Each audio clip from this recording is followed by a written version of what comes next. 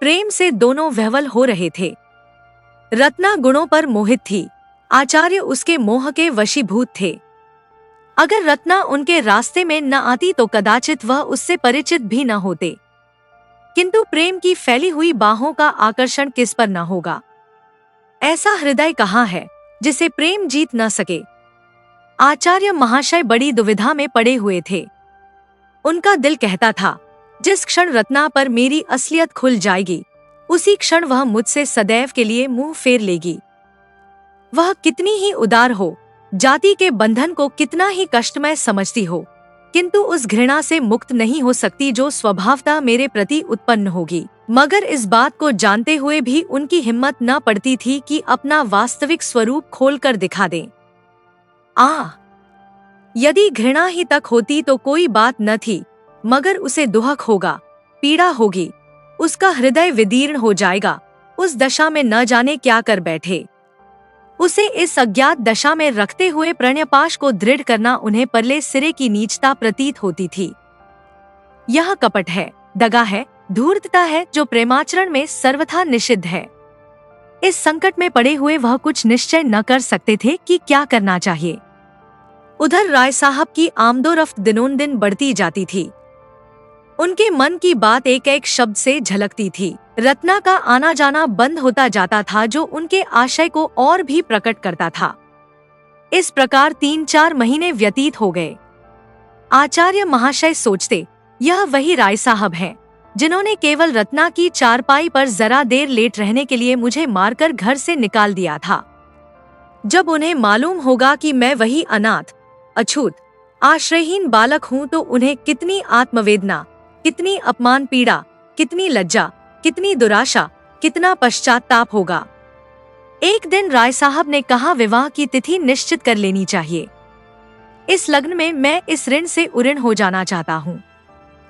आचार्य महाशय ने बात का मतलब समझकर भी प्रश्न किया, कैसी तिथि? राय साहब, यही रत्ना के विवाह की। मैं कुंडली का तो कायल नहीं, पर विवाह तो शुभ मुहूर्त में ही होगा। आचार्य भूमि की ओर ताकते रहे, कुछ न बोले।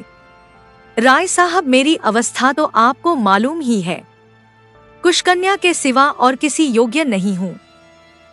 रत्ना के सिवा और कौन है जिसके लिए उठा रखता। आचार्य महाशय विचारों में मग्न थे। राय साहब, रत्ना को आप स्वयं जानते हैं। आपसे उसकी प्रशंसा करनी व्यर्थ है। वह अच्छी है या बुरी है, उसे आपको स्वीकार करना पड़ेगा। आचार्य महाशय की आंखों से आंसू बह रहे थे। राय साहब, मुझे पूरा विश्वास है कि आपको ईश्वर ने उसी के लिए यहाँ भेजा है। मेरी ईश्वर से यही याचना है कि तुम दोनों का जीवन सुख से कटे। मेरे लिए इससे ज्यादा खुशी की और कोई बात नहीं हो सकती। इस कर्तव्य से मुक्त होकर इरादा है कुछ दिन भगवत भजन करूं।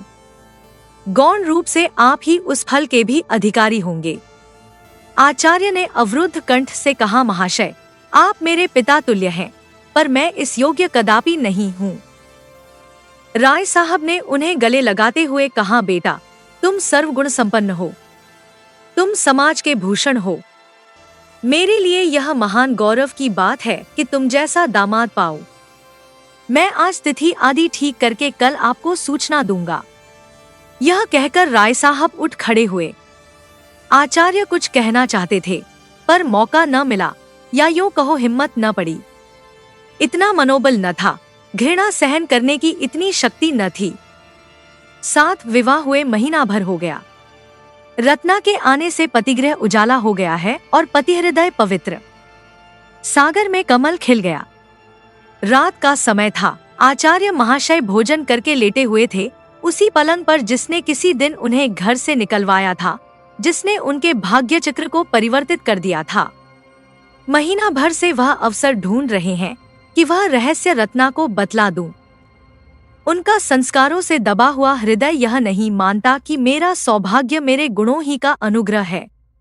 वह अपने रुपए को भट्ठी में पिघलाकर उसका मूल्य जानने की चेष्टा कर रहे हैं, किंतु अवसर नहीं मिलता। रत्ना जो ही सामने आ जाती है, वह मंत्रमुग्ध से हो जाते हैं। बाग में रोने कौन जाता है? रोने के लिए तो अंधेरी कोठरी ही चाहिए। इतने में रत्ना मुस्कुराती हुई कमरे में आई। दीपक की ज्योति मंद पड़ गई। आचार्य ने मुस्कुराकर कहा, अब चिराग गुल कर दूं न? रत्ना बोली, क्यों, क्या मुझसे शर्माती है?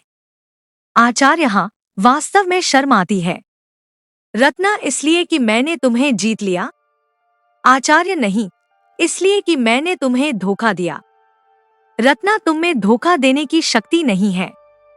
आचार्य, तुम नहीं जानती, मैंने तुम्हें बहुत बड़ा धोखा दिया है। रत्ना, सब जानती हूँ। आचार्य, जानती हो मैं कौन हूँ? रत्ना, खूब जानती हूँ, बहुत दिनों से जानती हूँ। जब हम तुम दोनों इसी बगीचे में खेला करते थे, मैं तुमको मारती थी और तुम रोते थे। मैं तुमको अपनी जूठी मिठाइयाँ देती थी और तुम दौड़ कर लेते थे। तब भी मुझे तुमसे प्रेम था। हाँ, वह दया के रूप में व्यक्त होता था। आचार्य ने चकित हो कहा, रत्ना, यह जानकर भी तुमने? रत्ना, हाँ, जानकर ही। न जानती तो शायद न करती। आचार्य, यह वही चारपाई है। रत्ना और मैं घाते में। आचार्य ने उसे गले लगाकर कहा, तुम क्षमा की देवी हो। रत्ना ने उत्तर दिया, मैं तुम्हारी चेरी हूँ। आचार्य, राय साहब भी जानते हैं? रत्ना, नहीं, उन्हें नहीं मालूम है। उनसे भूलकर भी न कहना, नहीं तो वह आत्मघात कर लेंगे। आचार्य, वह कोड़े अभी तक याद है। रत्ना, अब पिताजी के पास उसका प्रायश्चित करने के लिए कुछ नहीं रह गया। क्या अब भी तुम्हें संतोष नहीं हुआ? मुंशी प्रेमचंद की कहानी सौभाग्य के कोड़े का मुख्य उद्देश्य समाज में व्याप्त संवेदनहीनता, वर्गभेद और रईसों के अहंकार को उजागर करना है। इसके माध्यम से लेखक यह दर्शाना चाहते हैं कि कैसे उच्च वर्ग के लोग गरीबों और अनाथों की मजबूरी व जीवन के संघर्षों को नजरअंदाज कर उन्हें क्रूरता का शिकार बनाते हैं। मुख्य उद्देश्य और संदेश वर्गीय क्रूरता का पर्दाफाश।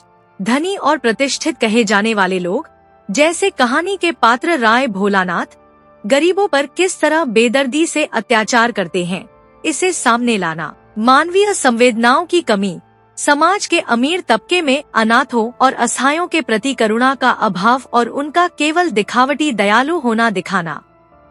यथार्थवादी चित्रण, जीवन की कड़वी सच्चाइयों और सामाजिक विषमताओं से पाठकों को अवगत कराना ताकि समाज में आत्मचिंतन और सुधार की भावना पैदा हो सके। दर्शकों, यदि आपको कहानी थोड़ी भी पसंद आई तो अभी ही हमारे चैनल को सब्सक्राइब करे बेल आइकन जरूर दबा दीजिएगा, जिससे कोई भी कहानी एप्स मिस ना हो। और मिलते हैं कल, जब तक के लिए बाय बाय।